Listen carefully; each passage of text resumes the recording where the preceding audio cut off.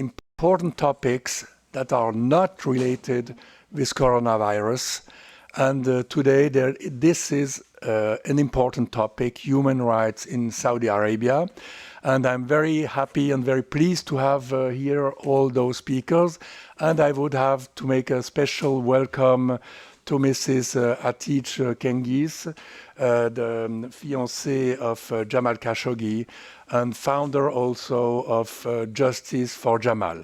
And the other speaker will be presented to you very, very soon. And before giving the floor to Isabelle Gatiker, the director of the International Film Festival and Forum for Human Rights, I will just have you sign our golden book from the Geneva Press Club. So as we are starting, perhaps we can start with the signing. Good. So you can do this process. And so now I give the floor to Isabelle Gatiker. It's yours, Isabelle. Thank you very much, Pierre. It's my pleasure as the director of the International Film Festival and Forum on Human Rights in Geneva to welcome Atiq today for this very important press conference. We were absolutely delighted and honored that Atiq agreed to pay this visit to Geneva to deliver her important message, although this festival edition has been completely transformed due to the virus. And we really hope that this presence can help shed a light on the atrocities committed to so many journalists worldwide. There's going to be a live stream debate tonight at the festival in the presence of Atiq, where the public can also ask questions. That's the way we transformed the festival due to the circumstances. Thank you very much for your trust, Atiq, and we hope to welcome you back next year in Geneva with your film. Thank you very much. Oh, okay. Sorry. Sorry, I was just signing the book as instructed.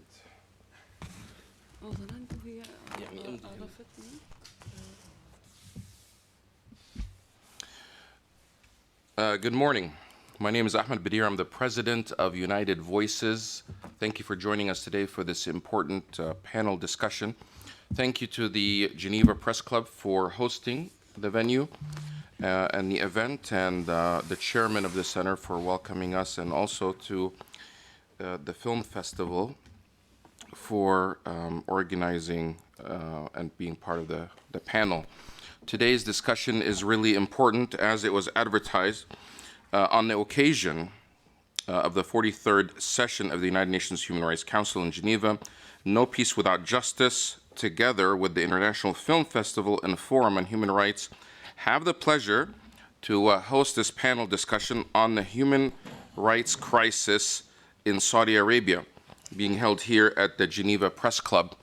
And what a crisis it is. It seems like day after day in Saudi Arabia, there are new headlines of prominent individuals being either arrested or tortured, and as the rest of the world remains silent. The speakers today will focus on some of the concerns about human rights within Saudi Arabia, within the kingdom. Where is it going? Maybe some analysis. Of course, as it was mentioned, that the speakers today will include Agnes Calamard. She was supposed to be here, but she sent a video instead. She had to return to the United States, where she's teaching at Columbia University due to the coronavirus, which is disrupting so many things. But we are here and we're taking all the precautions necessary. Also joining us is Abdallah Al-Ouda. He's a senior fellow at Georgetown University. Oh, by the way, Agnes, as you know, is the UN Special Rapporteur on extrajudicial and summary of arbitrary executions. Abdallah Al-Ouda is a senior fellow at Georgetown University.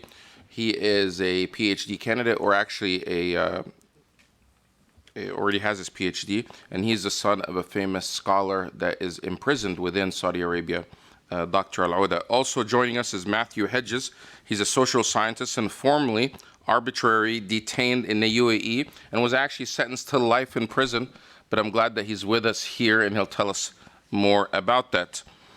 Also with us is Hadija Cengiz, who is the fiancée of Jamal Khashoggi, and she is the founder of Justice for Jamal campaign. She's joining us here also. And opening to start things off, we're going to play a short message from Agnes, who was one of the speakers, Agnes Calamard, UN Special Rapporteur on Extrajudicial Summary of Arbitrary Executions. Please play the video now.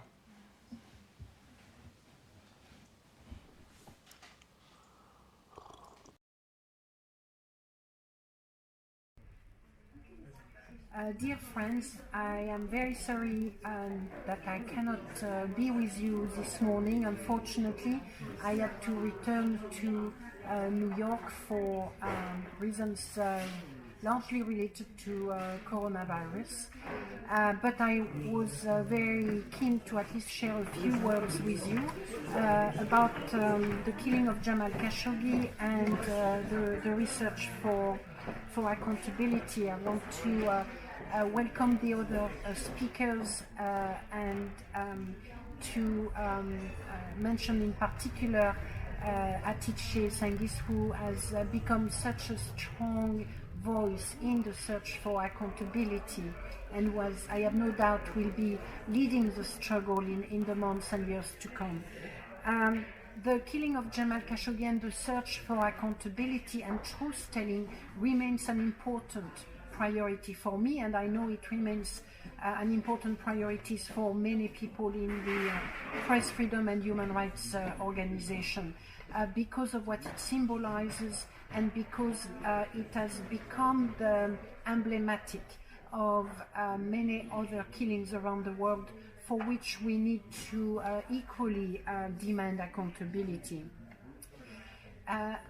Many people, when I speak about the killing of Jamal Khashoggi and the search for accountability, always said to me, oh, but nothing is happening and it's terrible and, you know, it's completely, the international community is doing nothing. That is true. There is insufficient effort placed for bringing justice to Jamal. But I want to insist that the search for accountability for the killing of Jamal Khashoggi is going to be a long distance fight. It is not a short run, it is a marathon. It is going to ask determination, it's going to ask consistency, and it's going to ask patience. And we cannot be expecting accountability to be delivered in 1 year. If I may, if we look at the killing of another journalist, the very well-known Maltese journalist Daphne Caruana Galizia, she was killed in a Western democracy, and it has taken more than 2 years for the beginning of accountability to really start happening, and we are not there yet, and this is in a Western democracy. So I think we can, I think it's incumbent upon us to understand that the search for accountability for the killing of Jamal Khashoggi is going to take time. That does not mean that we should not be requesting steps and requesting accountability. At the moment, a few things have happened, or a few things could happen. The American Congress has so far been one of the most vocal and consistent institutions demanding accountability for Jamal Khashoggi, and I want to give them credit. They have done so on a bipartisan basis. They are currently demanding that the Director of National Intelligence release a report on the responsibilities for the killing of Jamal Khashoggi. I think we need to do all we can to support the US Congress into that demands, and to support the members of the Congress that are taking the lead in doing so. Internationally, the principle of universal jurisdiction is an important one.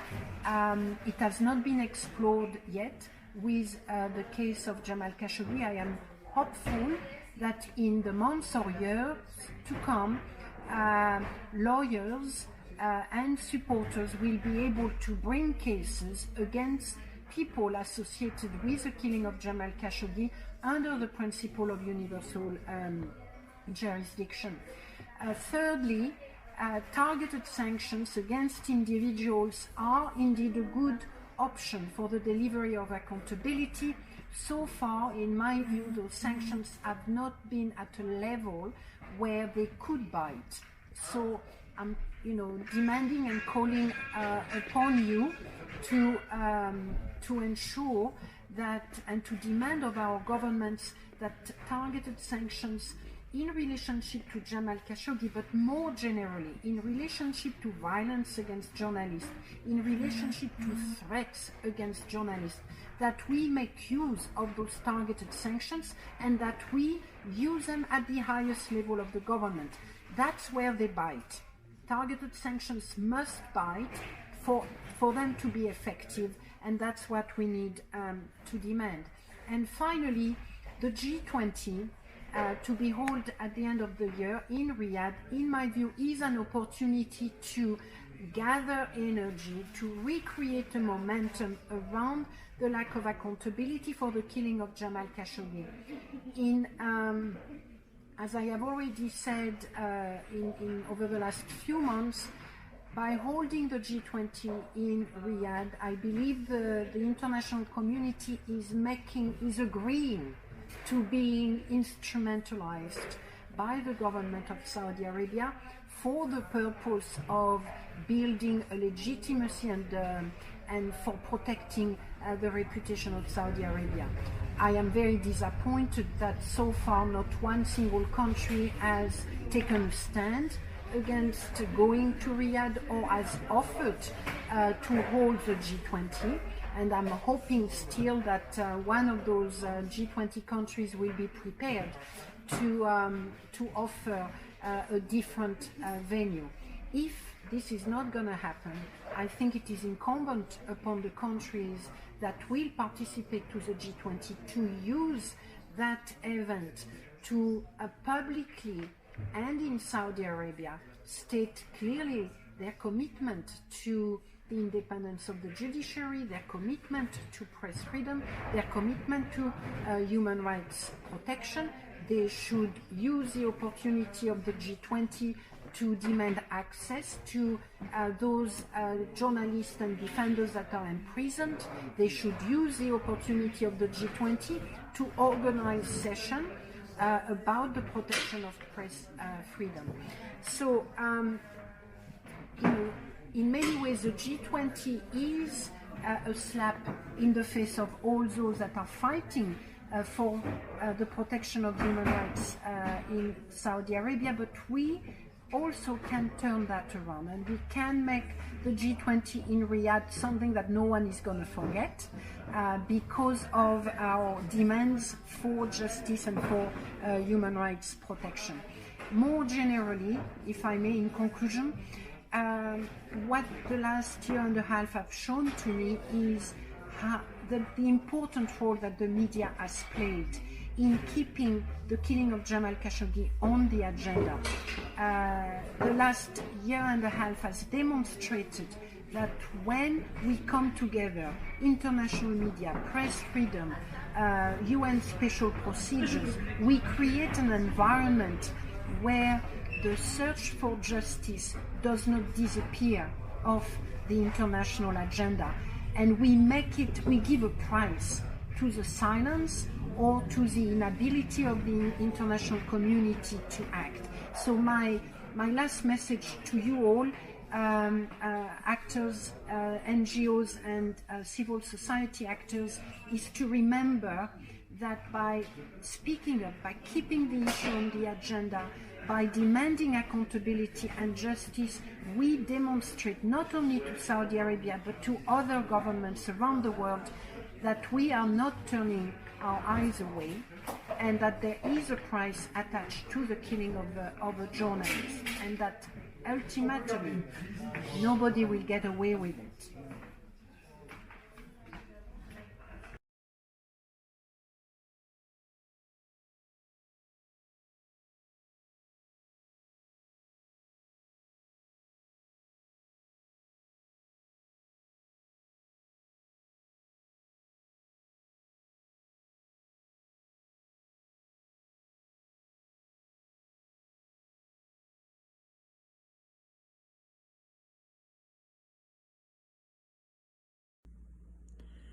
Hello, my name is Abdullah Al-Oda.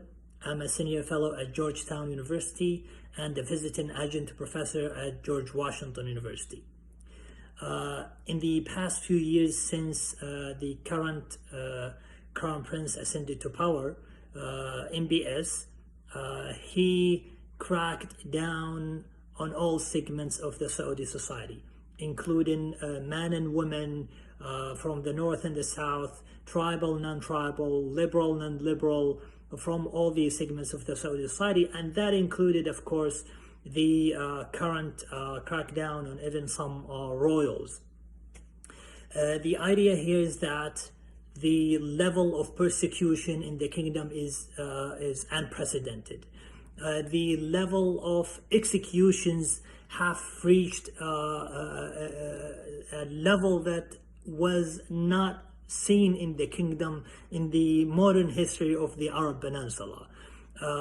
So many people, hundreds, have been executed only in 2019, and 2020 may see another level of executions. One of the cases that may face the death penalty is my father's case. His name is Salman Al-Oda, in his 60s, a prominent Muslim scholar, followed by millions of people on Twitter and Facebook and some other social media. He has been really influential in the kingdom and outside, has written many books against violence and against oppression and tyranny at the same time. He wrote a book about revolution in 2011 and called for democracy and a change toward a more free and open society. The Saudi Attorney General in 2018 sought the death penalty against him on 37 bogus charges, including inciting rebellion against the kingdom, calling for freedom, and asking and demanding transition toward democracy in Saudi Arabia, and charges like these. The situation of my father is very vague at this moment. The mistreatment that he had experienced was really bad, and we know now that his fate is not clear. The trial is still ongoing, but the hearing is not scheduled at this moment. But he can be, sentenced anytime. The idea here is that my father is just a case in so many cases, and the crackdown did not stop at the borders of Saudi Arabia. The current government of Saudi Arabia tried to reach people outside, tried to even persecute many journalists and voices and critics and human rights defenders outside. And the very obvious example is the case of my friend Jamal Khashoggi, who was killed in the Saudi consulate in Istanbul in 2018. The Saudi government did not stop there. It tried even to lure me to the kingdom. They suspended my passport. They banned 17 members of my family from travel. They tried in so many ways to bring me back to the kingdom. And because I was aware, I tried to be very careful. But so many other, attempts have been made against some of my friends, Saudis in many countries around the world. The idea here is that the Saudi government that hacked the cell phone of Jeff Bezos, that killed my friend Jamal Khashoggi, that tried to lure me and so many other Saudis outside the kingdom to Saudi Arabia in order to arrest them and persecute them and possibly torture them. The same government that is right now trying even to persecute Saudis and women human rights defenders and try to intimidate journalists outside.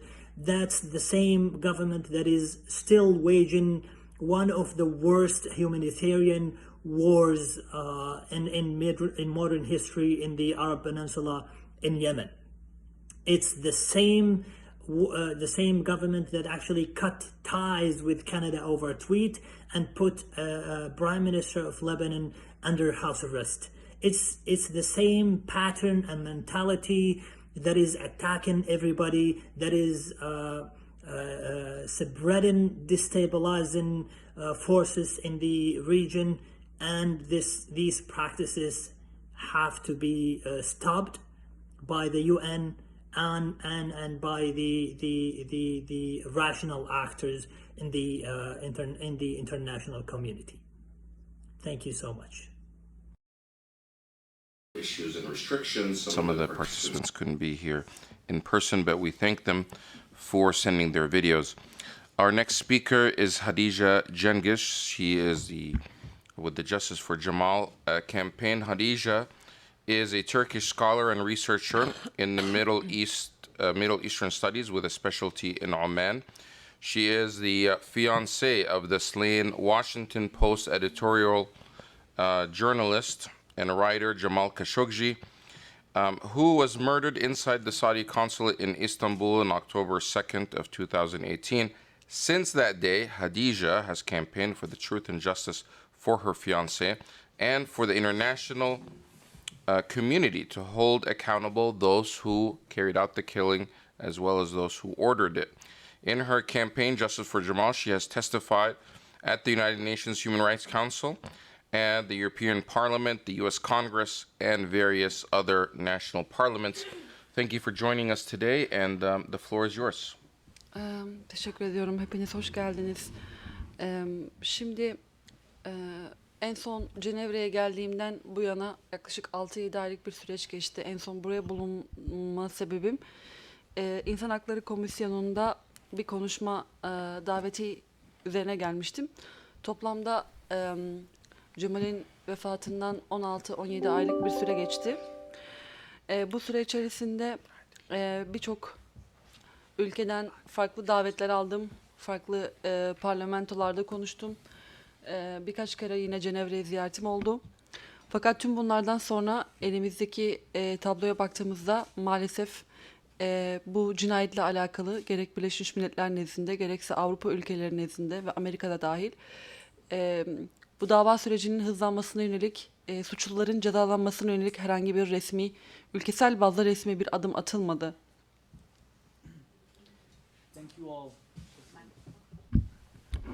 Thank you all for coming and welcome.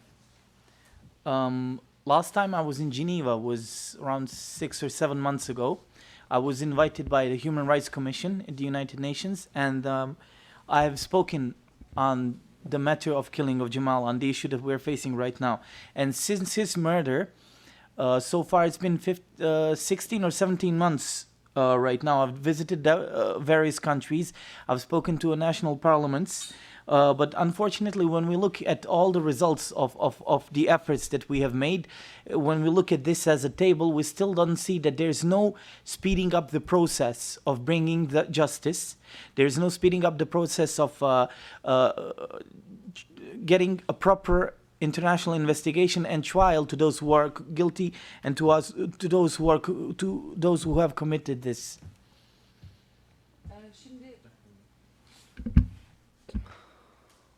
Bu geçen süre içerisinde Birleşmiş Milletler'de özellikle bu konuyla alakalı bir oturumun yapılması ya da bu konuyla ilgili konuşmaların yapılması, katılımcıların gelip burada konuşmalar yapması, süreçte herhangi bir ülkenin harekete geçmemesi gerçekten çok büyük bir yani utanç unsuru olarak karşımıza çıkıyor. Yani çok büyük bir hayal kırıklığı. aynı zamanda bu ister istemez insanların aklına şu soruyu getiriyor. Yani bazı insanlar soruyorlar, bunu gittiğim yerlerde de çok fazla aldım, duydum bu soruyu. Birleşmiş Milletler'in neden harekete geçmediğini, Birleşmiş Milletler'in öz itibariyle bu değerlerin esası savunucusu olması gerektiğini ve bu konuyla alakalı olarak yapılması gereken bir şey varsa bunun bizatihi burada yapılması gerektiğini, Birleşmiş Milletler'in nezdinde yapılması gerektiğini söylüyorlar. Tabii bu soruların sorulması, bunların tekrarlanması burada Birleşmiş Milletler'in meşruiyetini yeniden birilerinin sorgulamaya başlaması anlamına geliyor.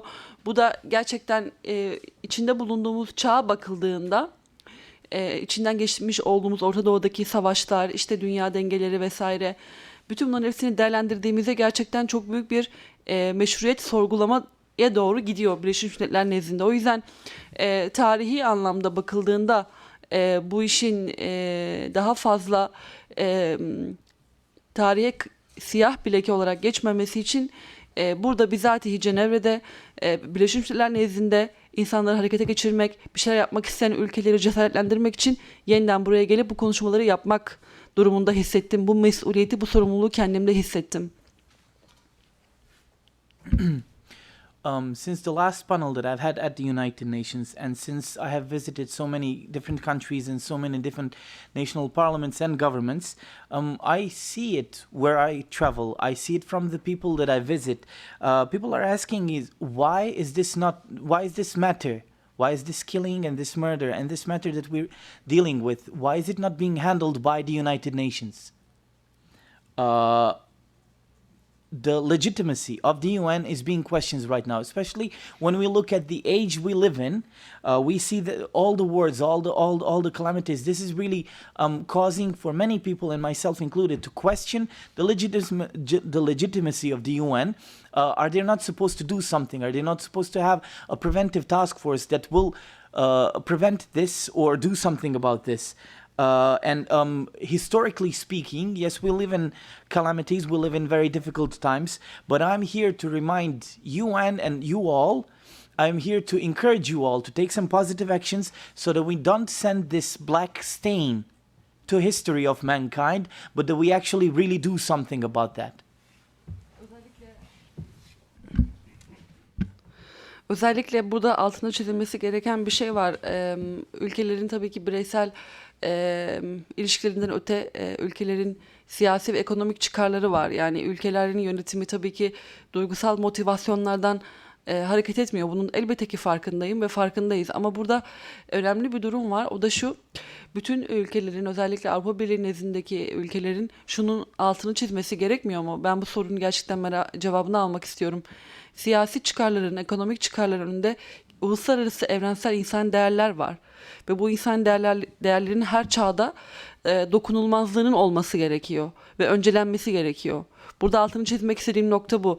O yüzden ben insani değerlerin hala ön plana alındığı ve insani değerlerin hala insanların ülke yönetirken ön plana aldığı bir pozisyonu hatırlatmak için burada yeniden bu konuşmaları tekrarlıyorum. There is something very specific that I want to underline and repeat once again. Yes, I understand that when we talk about different nation states and when we talk about different countries, we cannot be emotional about that. There are political and economical interests that are at stake always, so there's not much room to emotions in this case, and we understand all that. However, I'm underlining and repeating this question, especially here now in Europe, and I'm asking European and Western countries, are we going to have our political and economical interests above the human rights? This is something that is very historic. Human rights, first of all, right to life. I want to remind this, I want to underline this one more time. Are we really going to have this waived in order to pursue a politic and economical interest first? That's why I'm here. That's what I want to remind you all again, once more. Şunun altını çizmek istiyorum yeniden, tercüman bunu söylerse. Yani ekonomik ve siyasi çıkarların önünde insani değerler, uluslararası insani değerler, insan hakları değil, insani değerler. Bu şekilde bir durumla karşı karşıyayız. Ayrıca bu gerçekten insan hakları demokrasi ve benzeri diğer birçok mefhum ya da terim burada Avrupa'da en çok zikredilen ve bunun bedelini ödemiş bir tarih, bunun bedelini ödemiş bir coğrafyada bu konuşmaları yapıyoruz. Tabii ki şu anda önemli, biz Avrupa'dayız değil mi? Orta Doğu'da değiliz. Bunun bir farkı olmalı. Yani burada insanlar Orta Doğu'nun şu an yaşamış olduğu şeyleri daha önce yaşamış bir tarihten geliyorlar. O yüzden bir öğretici pozisyonları da var. Bir örnek verici pozisyonları da var. O yüzden tarihe not düşmek için önemli bir durumda. Avrupa ülkeleri önemli bir sınavdan geçiyor. Altın bir fırsat. Bunu değerlendirmek lazım. Orta Doğu ile ilgili bir böyle bir karışık bir tablo var. Böyle bir çelişkili tablo var. Bir iddia edilenler var. Bir de iddia edilenlerin savunulmadığı bir durum var. O yüzden artık harekete geçmek için, gerçekçi olmak için herkesin aynaya bakıp kendi inandıklarını yeniden harekete geçirmek için ne yapmaları gerektiğini sormaları gerekiyor. One more time to remind, yes, we understand the economic and political interests, but I once again want to bring your attention to human values, to humanitarian values, such as democracy, such as freedom of speech, to human rights in general. And this is the words that are being tossed around and thrown around a lot. And I want to remind you guys that when we think in the Middle East, when we think about Europe and the Western world, we see that you guys are ahead in these values. We see that you guys want to teach us these things. So we're calling you one more time, because given your complicated history, given everything you have been through, you can show us the way. You can teach us the way of how to do these things. And we all need to remind ourselves once more what matters. This is a very historical and crucial moment right now. And this is a golden opportunity for Europe and for Western world to reinvent their values one more time. We all need to look at each other in the mirror one more time, and we need to remind ourselves of what matters and what needs to be done. Ayrıca şunu da söylemek gerekiyor. Kendi adıma ben bu meselenin şahsi bir mesele olmadığını ısrarla vurguluyorum her gittiğim yerde. Bu mesele, evet, öldürülen kişi benim çok yakınımdı, eşimdi ama netice itibariyle şu anda biz bu cinayetin kendisinden sonra bilinenlerini konuşan insanlar olarak sorumluluk hepimize ait, hepimizin omuzlarında. Yani ben bu meseleyi duygusal olarak hatırlamakla, yaşamakla beraber hatırlattığım şey aslında insanlara kendi sorumluluklarını yapmaları gerektiği. Yani ben burada insan olarak vazifemi yapıyorum. Bunu hatırlatarak insanlara, zaten benim varlığım, gittiğim yerlerde konuşma yapmam bu konuyu insanların hatırlaması için önemli bir neden. Fakat insanların söylediklerinden sonra da harekete geçirecek, hareket mekanizmalarını devreye sokacak takipleri yapmaları gerekiyor. Ben bunu seçmedim, içinde bulunduğum durumu seçmedim, buna bir şekilde mahkum edildim. O zaman bu sorumluluğu hepimizin yaşaması, hissetmesi gerekiyor ki karar mekanizmaları sahiplerini de harekete geçirelim birlikte. Teşekkür ediyorum. Also, I want to remind you that this is not my personal case. This is not a killing that affects me only. Yes, I understand that emotionally I am the one that's affected and afflicted the most with the killing, with what has happened. However, this is something that I go through all the time. This is not only my responsibility. We all need to feel the weight of this crime on our shoulders. This is something that we all share. This is something that we all need to see as our own responsibility to do what is right in this case. So that's why I'm not the one who has chosen this position. I am the victim in this case. But I'm inviting everyone to do what is right in this case. And it's all of us that need to feel the weight of this crime and the lack of impunity that needs to be handled. Thank you very much. Thank you, Cengiz, or Ms. Hadija Cengiz, for those remarks, and we'll provide some opportunity for question and answers later that you can address and elaborate on your comments further. Next up, we want to hear from Matthew Hedges, some concluding remarks as far as his condition or what he has been through his experience. And Matthew Hedges is a social scientist and a PhD candidate. During a trip to the United Arab Emirates, where he was working on a project, a research project, he was actually detained and ended up staying behind bars for 7 months, and he was actually sentenced to life in prison in the United Arab Emirates. Not what people think of when they think of going to glitzy Dubai for a vacation. Imagine doing that. He's a British citizen and went there and was held and was accused of espionage and being a spy. And something that MI6, is that what they call them? Which rarely ever denies any involvement in anything. In this one, in his case, said, we don't know this guy, we have nothing to do with him. Despite that, he was sentenced to life in prison, but I'm pleased to see that he is with us here today. How did you get out? Maybe you can share that within your concluding remarks. But the floor is yours now. Matthew Hedges. Please bring that microphone closer to you. Oh, it doesn't. Okay. Just slide over the... Good morning, and thank you very much for attending this event today. I know it's been quite difficult for some of you to have attended and even to get yourself outside. I think, first of all, it's very, very, very important to understand that accountability has become the fundamental and essential requirement demanded by the international community. And as the Special Rapporteur herself said, this has to be enacted through international instruments. Within the example of which we are discussing today, which is Saudi Arabia, there has been a clear and systemic campaign of repression and persecution within the kingdom. The heightened sense of insecurity has only endangered the situation for the population. This behavior is not only practiced within Saudi Arabia, but across the entire GCC. We are only more aware because they've been caught, not because these are their first engagements. In this regard, it is crucial that representations and statements are made by victims to illustrate the behavior and to give a voice to the voiceless.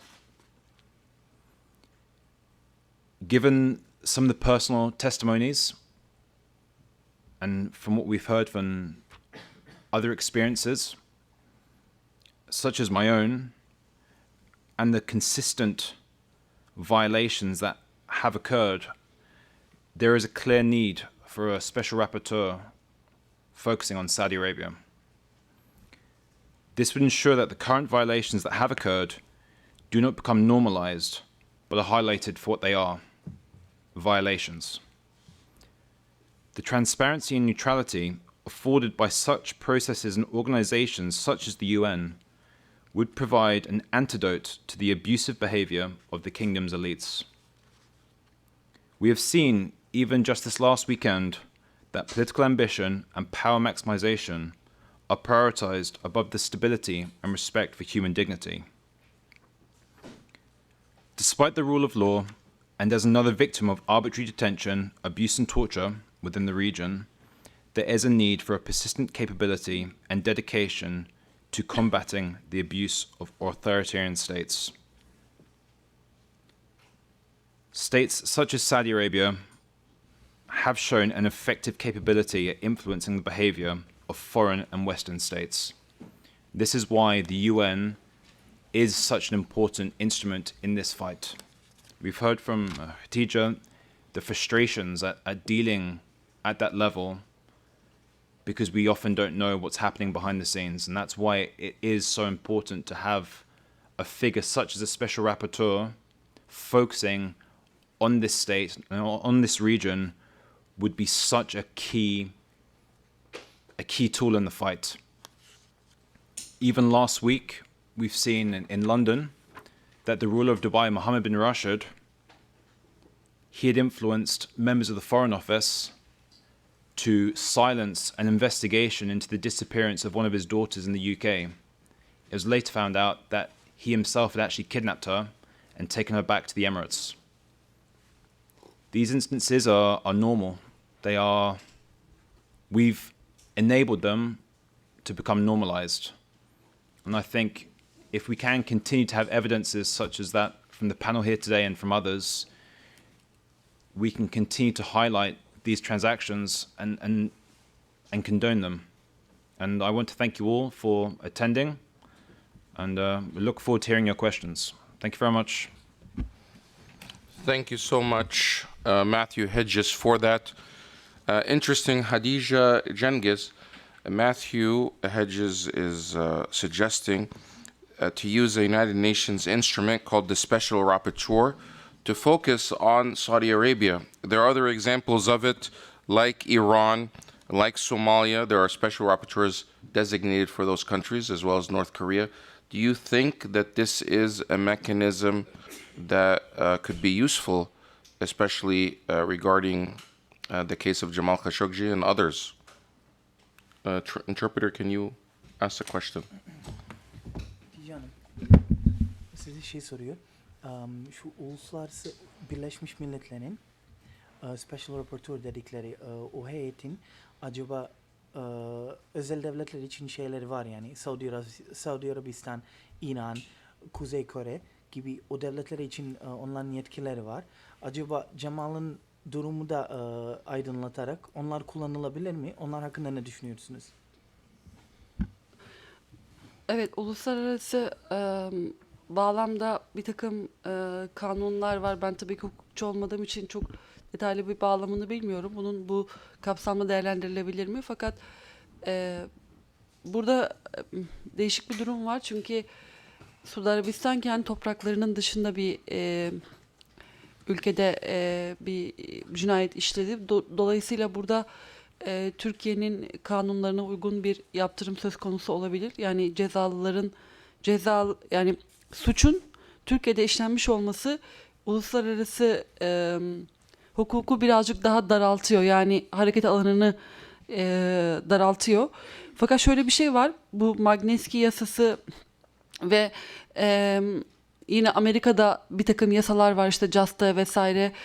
Bunlar kapsamında değerlendirilebilir mi ya da cezalandırma bunların üzerinden yapılabilir mi diye bir soru gündeme geldi. Biz hala bunu takip ediyoruz. İşin yargı kısmında, hukuk kısmında bu konuyla alakalı yapılan çalışmalar hala devam ediyor. Ama bu olayın siyasi hassasiyeti birazcık daha yükselmesi gerekiyor ki, yani yaptırım konusunda ülkelerin birazcık daha ön plana çıkması gerekiyor, seslerini çıkartması gerekiyor ki hukuk da kendini ortaya çıkartsın ya da hukuk kurallarına başvuralım. Biz ne yapabiliriz, ne yapmalıyız? Bu hukuk prosedürü ancak siyasi aktivitelerin birazcık daha ön plana çıkmasından sonra geliyor. Aksi halde şu ana kadar geçen 16 aylık süre içerisinde mesela Sayın Agnes Kalamalar'ın daveti raporda mesela uluslararası soruşturma talebi vardı. Bu da cevapsız kaldı. Eğer ona bakılırsa uluslararası soruşturma olması gerekiyor. Adım şu anda uluslararası soruşturmadan sonra hukuk kurallarının devreye girmesiydi ama hiçbirisi olmadı. O yüzden bunun da olması için de bir siyasi adım gerekiyor.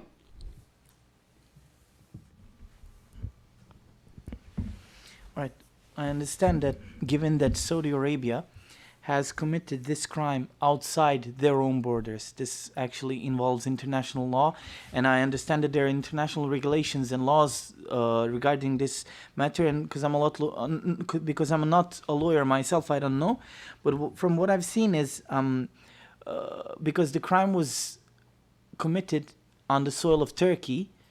The people should be prosecuted, those who have committed it should be prosecuted by Turkish laws. I don't know if this narrows the international law in this case or it doesn't, but from what I've seen, there is a Magnitsky Act in the United States, there's a JASTA law. These are all the mechanisms that are trying to be started, and these are all legal mechanisms. However, what I see here is that in order for this to take place, in order for legal action to take place, there needs to be a political action too. It needs to be lobbied politically, it needs to be moved politically, and this is something that I've seen so far.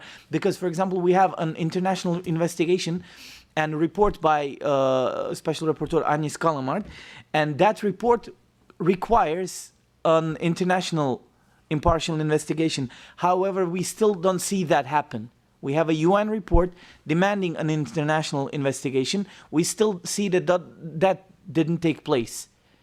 which I guess requires some political lobbying and some political action in this state. So that's how I feel about this. Okay, but my question was about the special rapporteur, which is a united, it would be similar to a United Nations mandate to keep a special scrutiny and to report regularly on the human rights within a specific country, for example. So does she think that that's a good idea? Diyor ki sorusu aslında özel raportörün mandatı olduğu gibi, yani onun dönemi olduğu gibi efendim bu belli bölgelerde insan haklara bakan özel bir şey olması gerekiyor mu? Yani evet, biz bunu daha önce de birkaç kez birlikte konuştuk, dile getirdik. Bu tarz işlenmiş suçların spesifik olarak yargılanması için ya da bir şekilde halledilmesi için mevcut yasaların daha genişletilmesi gerekiyor. Özel bir bağlamda yeni bir yasa da oluşturulabilir ya da mevcut yasalar üzerine değişiklikler de yapılabilir. Çünkü bu ülkelerin farklı ülkelerde işlediği cinayetlerle alakalı kanunları birazcık kısıtlıyor, yetersiz kılıyor. Tabii ki ben sizin sorunuza cevap olarak şunu söyleyebilirim. Özel bir yasa, mesela bu olayla ilgili tarihi bir başlangıç yapılabilir. Cemal'in mesela bu şekilde öldürülmesi. Çünkü kendisi kendi hayatında savunduğu değerlerin hiç yakınından uzağından alakası olmayan bir şekilde çok vahşi bir ölüme mahkum edildi. O zaman kendisi yapmadığı bir suçun bedelini hayatıyla ödediyse, o zaman bu suçun işleyenlerin de ya da bu suçu bir şekilde sorumlu olanların da çok ciddi bir yani yaptırımı güçlü bir yasayla yargılanmaları gerekiyor. O zaman işte evet, bu sorunuza cevap olarak bu olabilir, yani spesifik bir kanun ya da bir uygulama süreci başlatılabilir. Ama bildiğim kadarıyla şu anda böyle bir şey yok, Magnitsky ve Justa dışında. Yeah, of course. To answer your question, yes, of course. But from what I understand is, given the current legal framework, there aren't many laws that can mandate this, and we are obviously in a need of such a thing. And for example, we can use a case of Jamal as a historical start for something like this, because he himself was defending the values of freedom of speech, of freedom of thought, of democracy and all that. And as such, without any guilt or any harm that he has committed, he has been slain down in the most heinous and horrible way. So other than Magnitsky Act and Justa in the United States, I don't know of any legal framework that can open the door for such a mandate or for such a purpose at the moment. However, we can use this right now, his case specifically, or we can use this to start something about this, because what we have at the moment is not enough. Okay, thank you. Matthew Hedges, do you think, it seems as if after the Jamal Khashoggi murder and the international outrage that has happened that followed, did you anticipate that the kingdom and the people in power there would at least reconsider some of their behavior when it comes to human rights, rather than double down, as we saw this last weekend, and the disappearance of people, and tens of thousands in jails in Saudi Arabia? You would think that with all the pressure, international pressure that's coming down, that would encourage some change in the behavior. But we haven't seen that. Why do you think that is? Thank you very much for the question. I think, first of all, you have to ask, has there actually been international pressure? Has this occurred? Is this much more for a piece within an op-ed, or is there actual state pressure in a formal level highlighting actual examples of abuses? And that's where an example of say a special rapporteur would be able to deliver that independent observation of abuses in a way that cannot be meddled with, that cannot be it cannot be hid through influence. That's simply the fact that this has continued to occur after the murder of Jamal is an indication more of the behavior of these states and what they will do to ensure their own survival. At the end of the day, if they continue to be the ones on the line because they fear the people around them, that won't change. That will just get worse and worse and worse. And in cases such as my own, there's always the perception that it won't happen to me, but eventually it's always going to come. It will come for everyone. And once the people in those countries learn that, and that there is an understanding that no one is safe within the current parameters, this will continue to occur. I mean, there is clear precedent for a special rapporteur looking at the United Nations Human Rights Council country mandates. The infamous human rights abuser of Belarus is on there. When I think of human rights abuse, I don't think of Belarus as number one in the world. However, there is a mandate for Belarus, for Cambodia, for Central African Republic, for the North Korea, Eritrea, Iran, Mali, Myanmar, Palestine, the Palestinian territories, Somalia, Sudan, and the Syrian Arab Republic. Obviously missing from there are countries like Egypt and Saudi Arabia and others.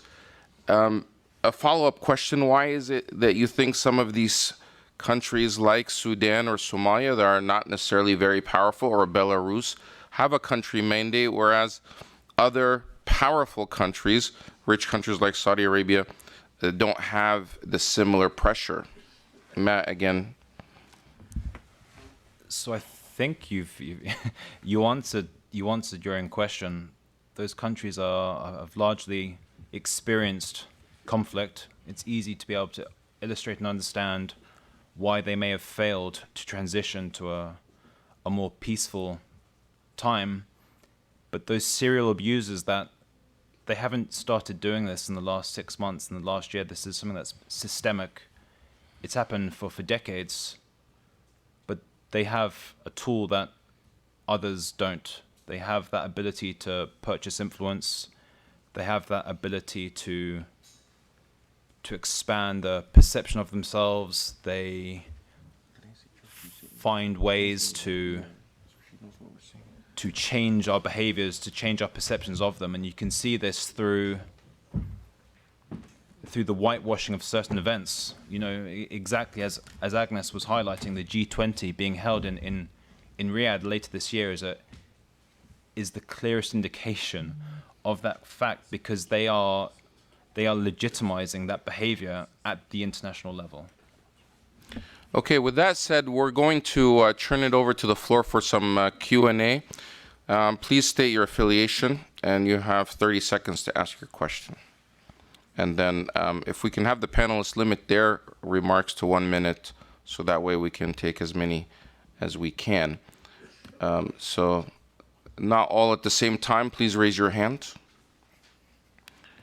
Yes. Please stand and state your name and affiliation and your question.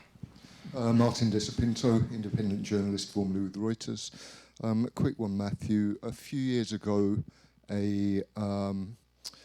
somebody as a football club chairman from the UK was arbitrarily arrested in Dubai. Effectively, he was lured there with a promise of a job with his old bank, and then immediately arrested. Now, as far as I know, no measures were ever taken with regards to the person who lured him there, who was at that time one of the executives of his old bank, a UK citizen, nor against the bank itself. There was very, very little noise from the British government with regards to this arbitrary detention, and it took 2 years without charge for the person to actually be released. Now, I've heard very little of substance coming from the UK government in protest with regards to this, and seems that not much is happening behind the scenes either. No measures either against the bank, which is effectively bankrupt, or against the executives of the bank, who still have connections to the UK.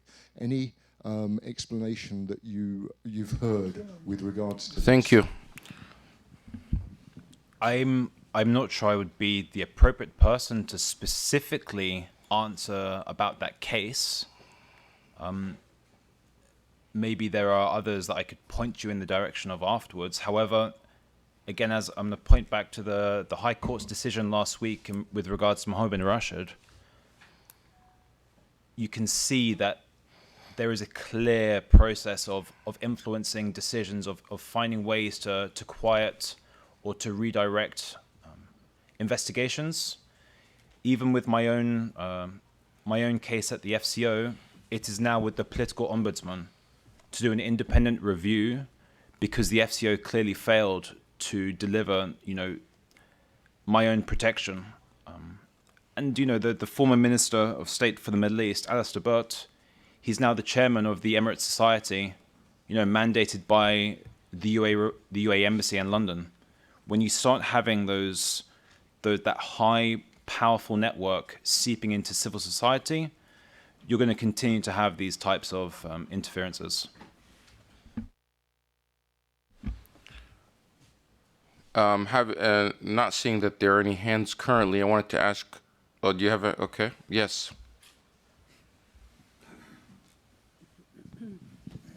Good morning, I'm Edouard Musi, I'm from Orbis Swiss. I have a question for Mrs. Sinzis. Recently I saw a photo of you with Mrs. Tawakkol Carmen. May I please ask if the Yemeni journalist will be on board and continue to work with Justice for Jamal? Thank you. فهمتي السؤال؟ هو يسأل عن هي ستة تشارك في حملة. Is your question about Tawakkul joining or the Yemeni journalists? The Yemeni journalist or Tawakkul herself? Yes, هو يسأل إن هي شاف صورة معك وهل هي تنضم إلى حملتك؟ Tabii ki Tevekkül Hanım bizim değer verdiğimiz bir büyüğümüz. Dolayısıyla kendisiyle tabii ki bazı programlarda bir araya geliyoruz. Kendisi de Cemal'in çok yakın arkadaşlarından bir tanesiydi. Sevdiği, önemli, değer verdiği insanlardan bir tanesiydi. Dolayısıyla bundan sonraki süreçte tabii konular bağlamında kendisi de iştirak edecektir diye tahmin ediyorum.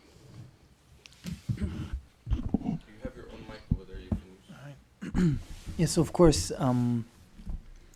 Mrs. Tawakkul is a respected and esteemed and loved personality. That's obviously, she was also a very good friend of Jamal during his lifetime. So I hope and I think, my opinion is, that she will be joining us in our cause. She will be joining us in the cause. I heard a second Khadija speaking. I don't know how that happened. It's a ghost, Khadija. But I wanted to ask you, Ms. Khadija, you're calling for an investigation of one of the most powerful families in the world, the royal family of Saudi Arabia, and potentially also the Crown Prince himself. Are you worried for your life? As we heard earlier from the comments of Abdullah Al-Oda, that the Saudi authorities there are cracking down not only inside the kingdom but also outside, trying to lure its citizens, but they're also not limiting their action against citizens. They're also went after the most or the richest, the wealthiest man in the world, Jeff Bezos, by hacking his phone. Are you worried for your own safety and your own life because of the family that, or the rulers in Saudi Arabia and the history that they have done, or some of the actions they've done? Do you understand the question? Evet. Yes, I understand. Okay. Ben kendi hayatımla alakalı bir korku duyuyor muyum? Bunun cevabı çok karışık. Yani korku duyduğumu söylediğim zaman da bir tuhaflık var. Duymadığımı söylediğim zaman da bir tuhaflık var bence. Çünkü korku duymamam gerekiyor. Çünkü benim sonuçta evlenmeyi düşündüğüm kişi öldürüldü. Hem de bu Suudi Arabistan konsolosunun içinde öldürüldü. Böyle bir cinayetten sonra dünyanın hangi ülkesi ve hangi yeri emniyetli olabilir? Çünkü cezasız kaldı bu cinayet. İşleyenler cezasız bırakıldı. Onun dışında endişelendiğimi söylediğim zaman da bu kez ne yapmam gerekiyor? Bu soru akla gelecek. Yani ne yapmam lazım? Kendimi nasıl bir yere koymam lazım da kendimi güvenli hissedeyim? Bireysel olarak tabii ki tedbirler alıyoruz. Tabii ki süreçte daha temkinliyiz. Fakat yani bundan sonra olabilecek benim hayatımla ilgili veyahut da benim hayati güvenliğimle alakalı olabilecek herkesin sorumluluğu olmuş oluyor. Bence Cemal'in bu şekilde öldürülmesi yeteri kadar güçlü ve etkili bir kırmızı alarm vermesi gerekiyor dünyaya. Benden önce Cemal'in bu şekilde öldürülmesi üzerinden düşünelim bence. Cevabım bu yönde olacak. It's a very interesting question, and the answer to it's really strange. It's strange if I say that I am afraid, or it's strange if I say that I'm not afraid. So, myself personally, I am of course cautious where I walk, where I live, in all these places. But if we think about that, Jamal was killed in an embassy, which is supposed to be one of the safest places on earth, embassies. So who of us is safe where if he's been killed over there? So what can we do? This is and after his death has passed, now if something happens to me, in this case, it's a responsibility for all of us, because I am being cautious, but I don't know what to say in this case other than this. Okay, that's enough said. Are there other questions from the journalists? Please raise your hand and identify yourself. Back to the issue of the special rapporteur, why, Matthew Hedges, did you think that that would be a mechanism? It seems like, I don't know, as it was raised earlier in some of the comments by Hadija Cengiz, that some people are wondering, what's the point of the United Nations anyway? What's the point of the United Nations Human Rights Council? I mean, it wasn't that long ago that Saudi Arabia was, either joined the council or was, I don't remember, were they chairing the council at some point? Is that correct, if memory? Yes. So is it just, are these international bodies there just as a show, or can they actually be used for, for good, to protect the values that they claim to represent? And would you be hopeful if a special rapporteur is assigned to Saudi Arabia? Nothing is immune to a certain degree of influence, but with an institution such as the UN, which has that, at least the perceived heightened value and independence that we attach to it, there is that identity that it does hold a universal declaration of certain values and rules that everyone must abide by, or everyone is judged by. If it's an independent state making an action or making a judgment, that is often politicized. But if it's with the UN, it's something which most people take seriously and most people stand by. And you can see that in many, many different cases and examples around the world. Everyone stands by the judgment that the UN and its other international organizations highlight.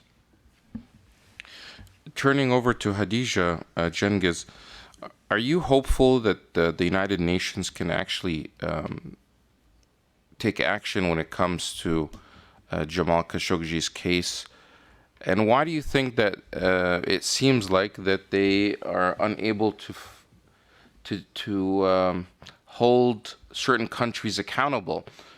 I mean, do you think that the structure of the United Nations itself is flawed when you have 5 countries that have veto power, or the UN Security Council, for example, that is ultimately represents the international body, and then these 5 countries have more power than the rest of the world, and if one of the countries that carries out certain crimes is protected or has the backing of one of those 5 countries, then basically it seems like they behave as if they are above the law.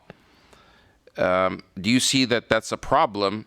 And if it is a problem, why do you keep coming back to the United Nations Human Rights Council seeking help? Anladım. Bu çok enteresan bir durum aslında. Çünkü şundan dolayı evet bir şeyler olmamış olabilir ama ben hala iyimserim. Neden? Çünkü eğer bir şeyler olması gerekiyorsa dünyada bundan sonraki süreçle alakalı dünya sisteminin yaralanmış bazı kısımlarının yeniden iyileştirilmesi gerekiyorsa ve gerek hukuki anlamda gerek siyasi anlamda bu dünya düzeninin yeniden inşa edilmesi, yeniden pansuman yapılması gerekiyorsa o zaman bunun yeniden burada yapılması gerekiyor. Çünkü bu değerlerin halihazırda ilk ve son kalesi burası olmuş oluyor. Yani burada bir şeyleri söylemeye devam etmek gerekiyor. Bir de ayrıca ben şunu da düşünüyorum. Halihazırdaki şu durum, yani bu cinayet, bu içinde bulunduğumuz pozisyonla alakalı birçok Avrupa ülkesi Birleşmiş Milletler'e bağlı, rahatsız, bir şey yapamadıkları için insanlar evet bir şeyler yapmadılar ama bu ülkeler ciddi anlamda rahatsız. Bu bir şey yapmamak aslında rahatsızlık unsuru oldu. Yani insanlar bir şey yapmayarak bazen olaydan geri çekilirler ve rahatlarlar ama bu konuyla alakalı, bu cinayetin böyle kalmasıyla ilgili, Birleşmiş Milletler nezdinde bir şey yapılmamasıyla ilgili çok büyük bir rahatsızlık var. İnsanlar bunu hazmedemediler. Devletler bunu hazmedemediler. Yani bu durum bir çuvala sığdırılabilecek bir pozisyonda değil. O yüzden bu her şekilde insanların önüne gelmeye devam edecek. Dolayısıyla ben bunu burada hatırlatıyorum çünkü bunu burada hatırlatmak gerekiyor. Bunun doğru yeri burası ve peki sorunuzun diğer kısmıyla ilgili sorun var mı dediniz. Evet, meşruiyetini sorguluyor insanlar. Yani bazı ülkeler bundan rahatsız, evet. Diğer ülkeler bunun meşruiyetini sorguluyor. Özellikle Avrupa üyesi olmayan ülkeler. Ama bunu sesli olarak burada sorgulamaya devam etmemiz gerekiyor ve burada çözmemiz gerekiyor. Yeah, thank you for your question. It's obviously a very interesting situation in the UN, and although they have done nothing and nothing has happened in the case of murder of Jamal, I'm still here. I'm still optimistic, and I still think that this is a platform to speak at. This is obviously still a plea. Yes, it's a clear indication that some legal and political changes need to be made in the world and in the United Nations, but we speak here and the change needs to start here. It needs to start here. Not only the case of Jamal, there are many European countries that are uncomfortable with some things that are happening in the United Nations. And people ask for certain things or certain changes and eventually they back off. But this murder, the case of Jamal, it's not something, it's something that's very uncomfortable and it's not something that we can just let slide by. And then we can let go. This is a very specific situation and this is a platform to speak at. And this is a place to ask for any change that needs to be made, whether we're questioning the legitimacy of the United Nations or whether we are proposing for some legal or political changes. I think that this is the spot to speak at. Okay, I have one more question. Yes, there's a question in the audience.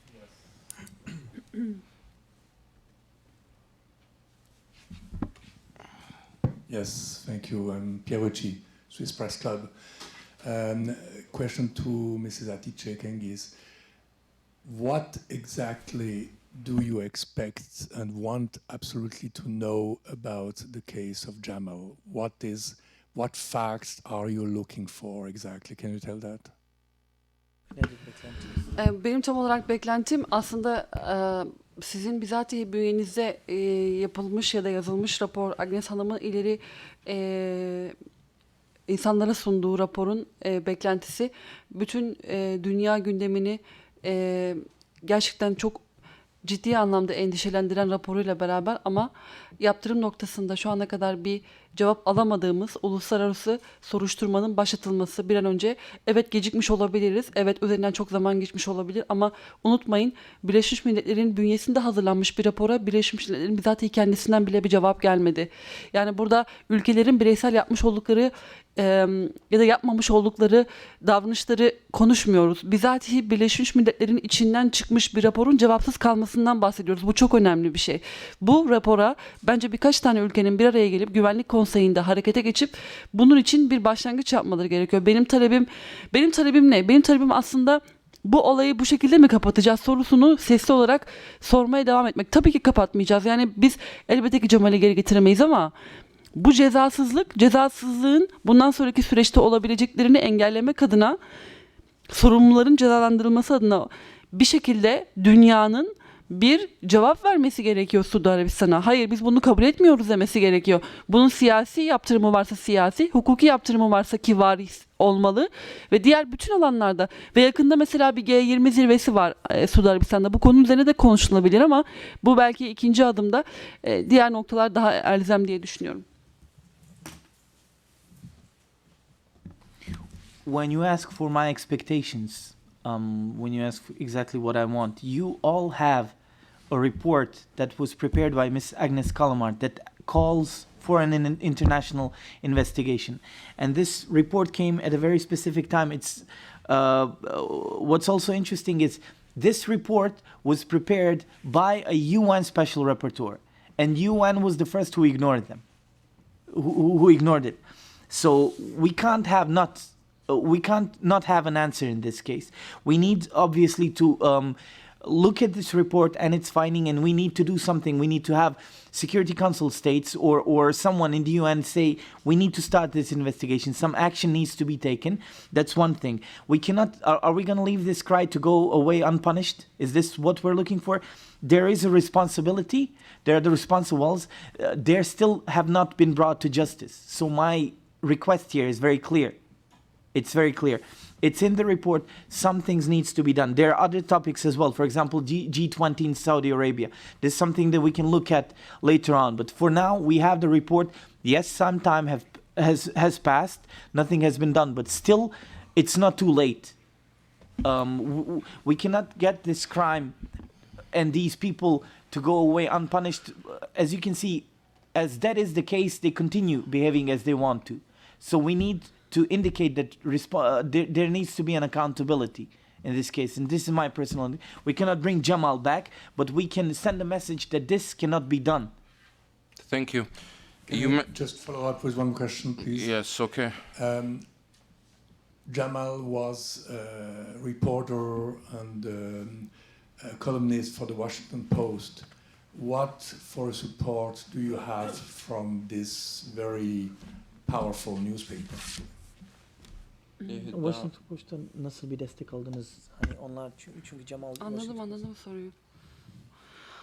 Washington Post'u siz de takip etmişsinizdir. O günden bugüne geçen süre içerisinde bu konunun çok yakından takipçisi oldular. Uluslararası dünya gündeminde konunun takip edilmesinde Washington Post başı çekti zaten. Hem kendilerinin uluslararası gazetecilik anlamında taşıdığı değerlerin savunuculuğunu yaptıkları için hem de Cemal'in yani öldürülme şekliyle, işte olayın gerçekleşmek şekliyle, yani konsepte bağlı olarak bakıldığında da yani kabul edecek bir şey değil.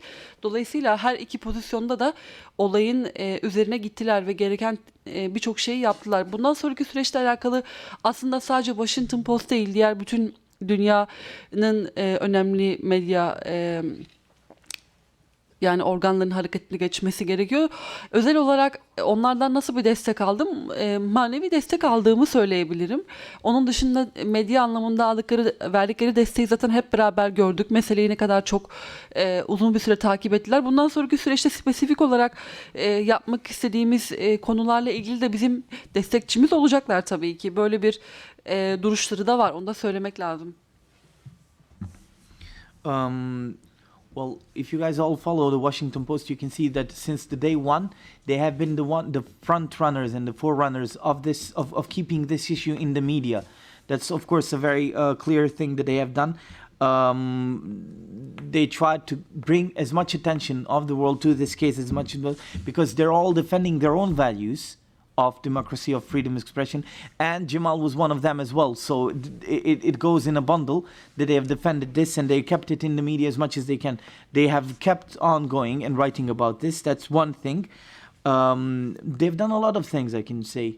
And when it comes to me personally, I can say that I got their spiritual support. They're with us in this matter. They're still doing some things. That's it. For later, we're not sure, but they have been doing a good job in keeping this issue alive and in keeping the attention of this issue in the media. Thank you. Okay, I see a hand here. Please go ahead. Pierre Blattner, Sneeze Info. I see a little problem with the report of Amal, Agnes, because it's only a point of view. It's Amal only one person. Amal or No, Agnes? Agnes Calamar. Okay. Okay. It's only one point of view, nothing else, So it's very difficult to really accept that, because I was to Real in November, so I asked some people there, and the answer was why we have to do it in the embassy. It was more simple to take him in a hotel and give them a shot, or something. So that's the So answer. what's your question? The question Calamar is a special report which is not part of the UN. It's an independent person. It's she has a mandate from the UN, but she's not part of the UN. Yeah, what is your question? You keep telling us who Agnes is. What is your question? The question is how we can believe in one point of view. Okay, thank you. But you realize the whole nature of UN mandate special rapporteur, one, they have to be independent, and two, they're supposed to do an outside report, so it's not just an opinion in a newspaper, but it's actually, that's her job. But I will leave this question to Hadija. Why should we believe the UN mandated special rapporteur Agnes Calamar?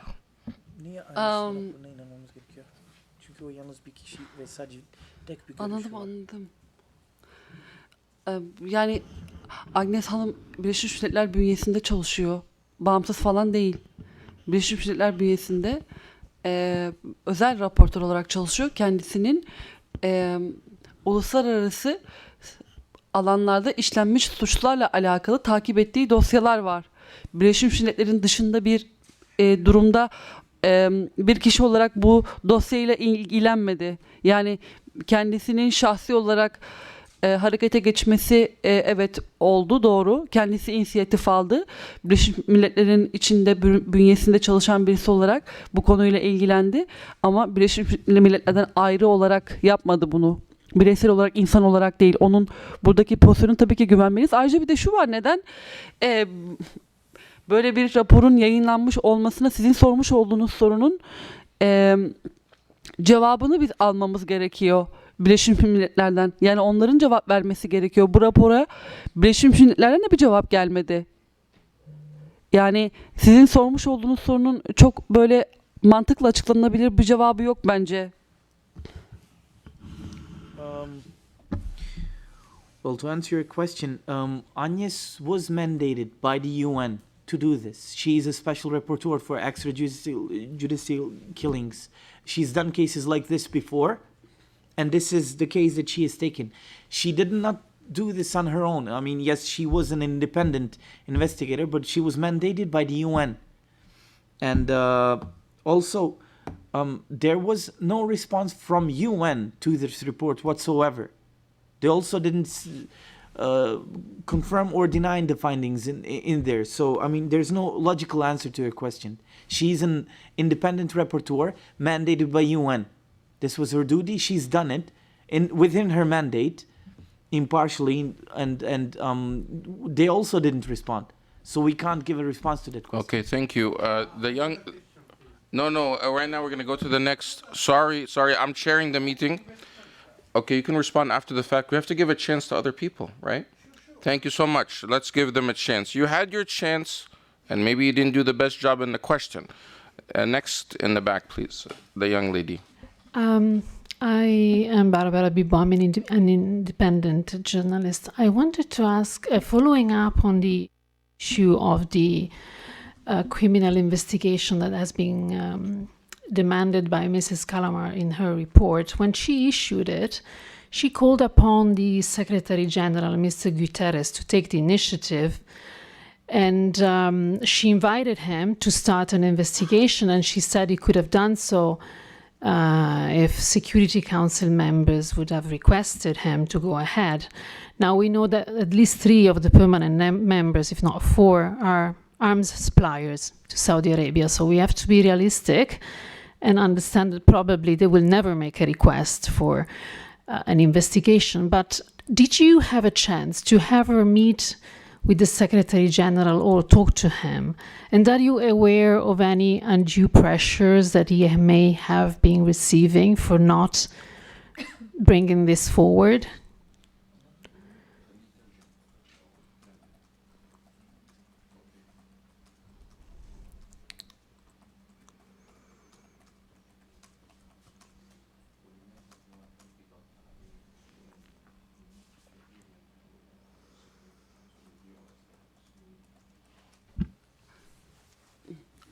Yani bu soruyu aslında ben de sordum defalarca. Ama şöyle bir şey düşündüm.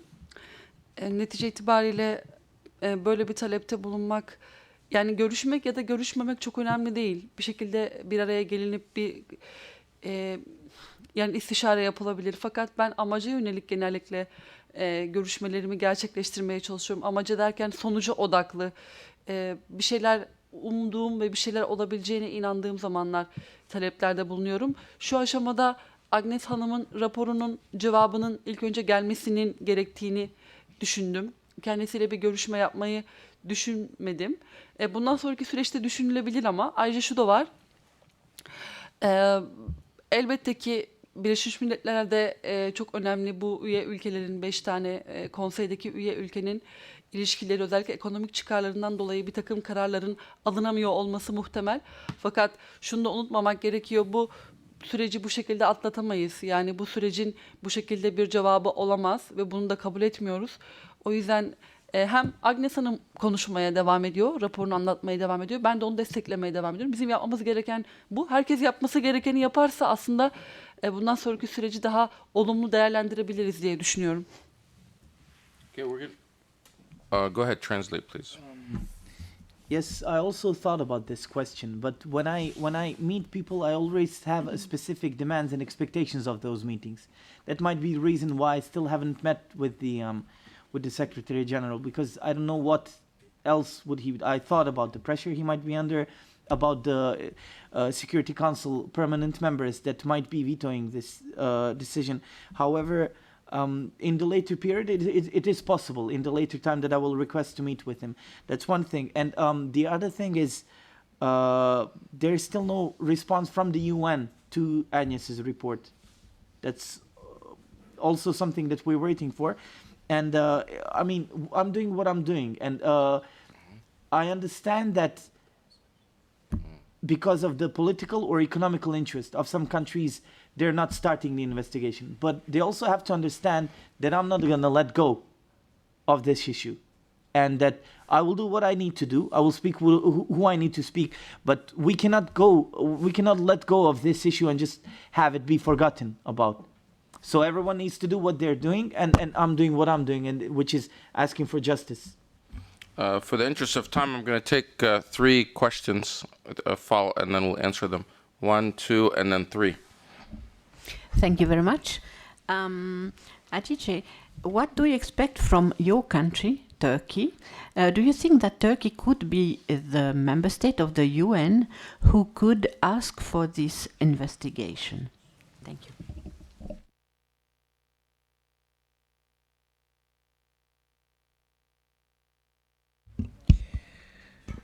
My name is Ahmed Qureshi, and I'm from Islamabad, Pakistan, and I'm an independent journalist.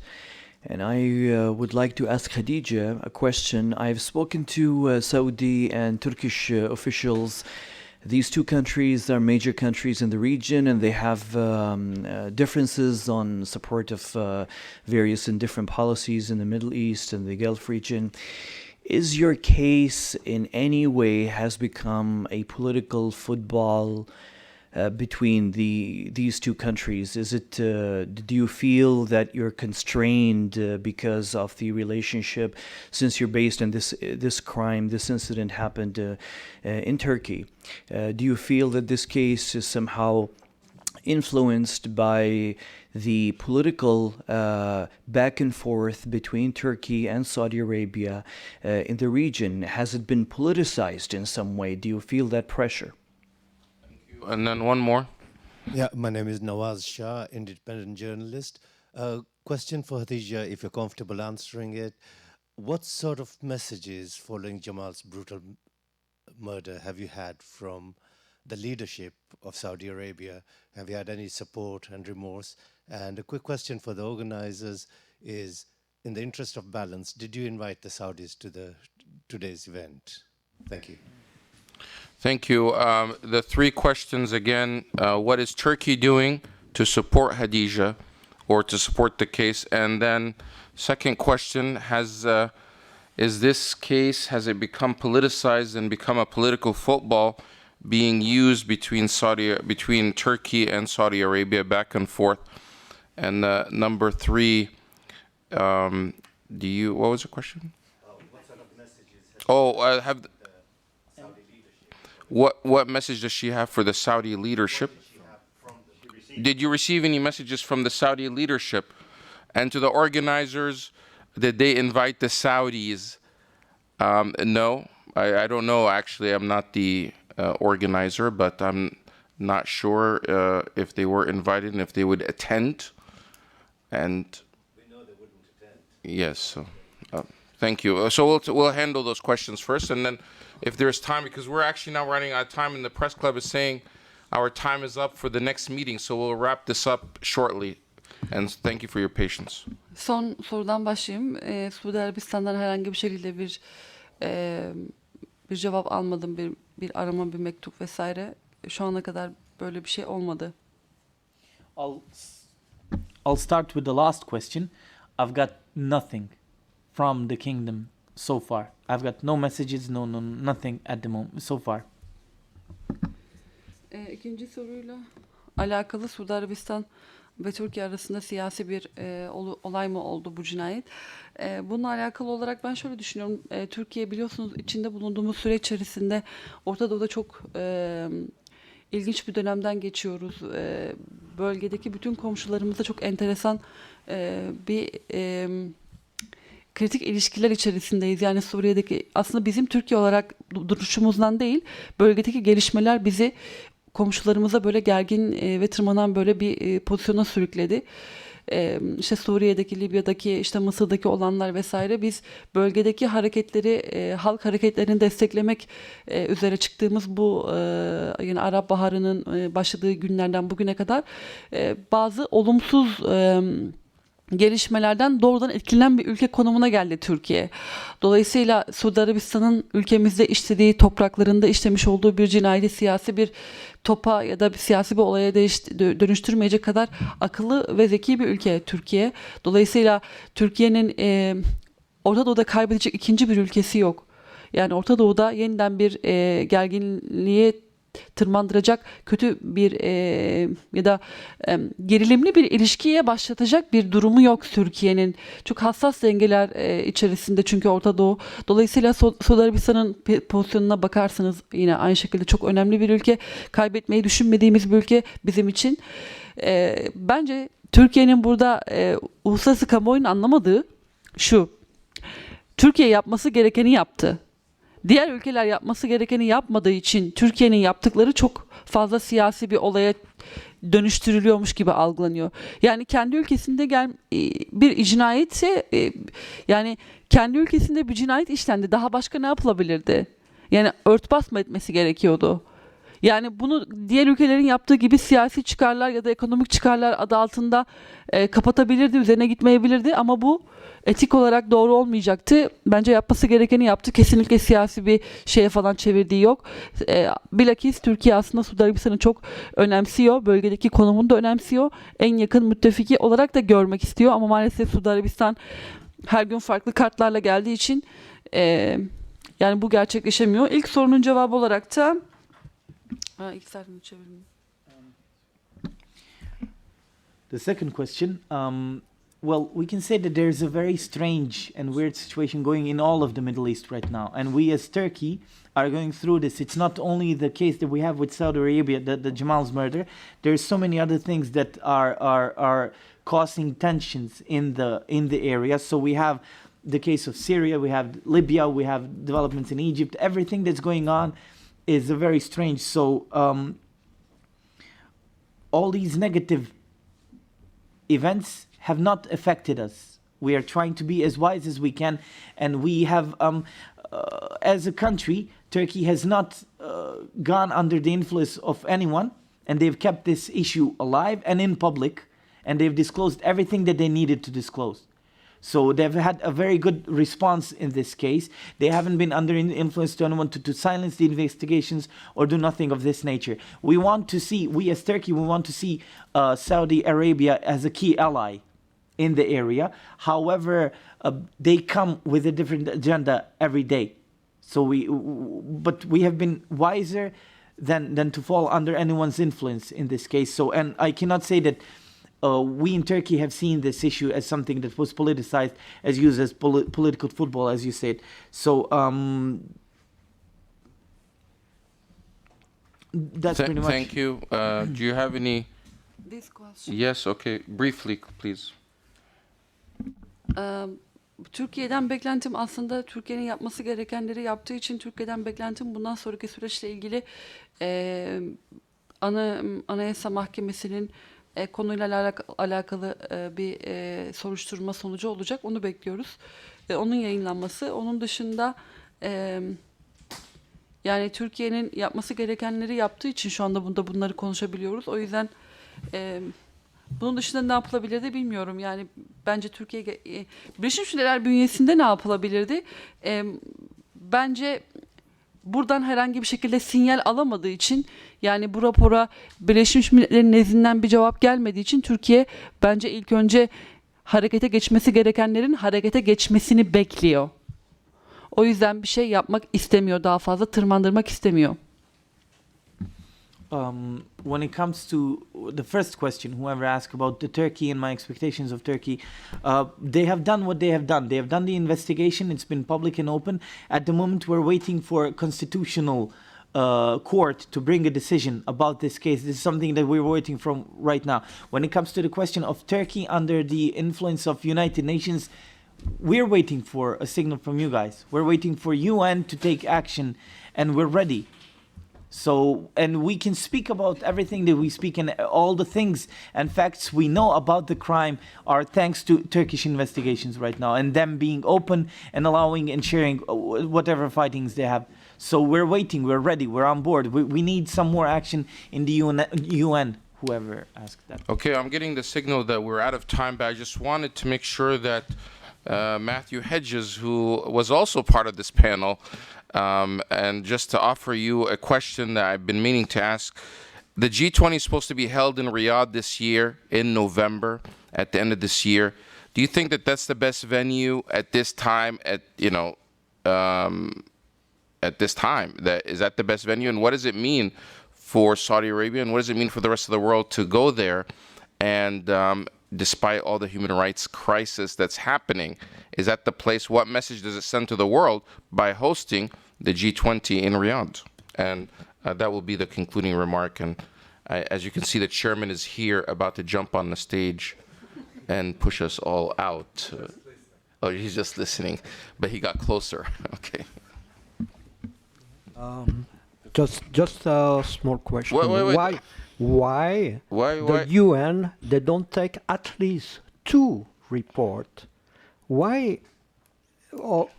Because the justice, it's... none of us are the UN here, so I don't know. Again, you're asking the wrong question to the wrong people.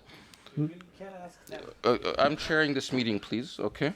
Thank you. You are interpreting, and I don't know what's happening with... Thank you so much. Are you a Saudi citizen? No? Oh, just a joke. It's just a joke. Okay, thank you.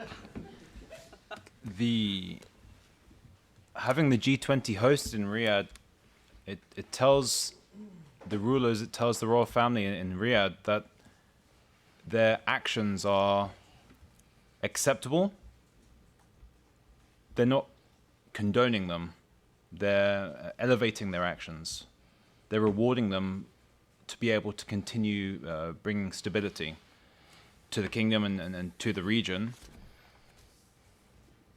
If there was any serious intent to make a stand, a point, whatever that may be, about the international community's perception towards the events such as Jamal's murder, there wouldn't have even been a discussion if the events should be hosted in Riyadh, because it's clear and obvious that that wouldn't be the case. I have a question. A question after the question? That mean, okay, it seems like, do we have time? No, they're saying we don't, I'm sorry. We can continue after we cannot, because the host committee. I'm sorry, we can't, because then everyone else who has their hands, I also have to call on them. Sorry about that. They're telling me to go. If recent history says anything, human rights will continue to be an issue in Saudi Arabia. We want to thank the Geneva Press Club and No Peace Without Justice organization, as well as the International Film Festival and Forum on Human Rights here. Thank you so much, and all of you for joining us today. Have a good afternoon.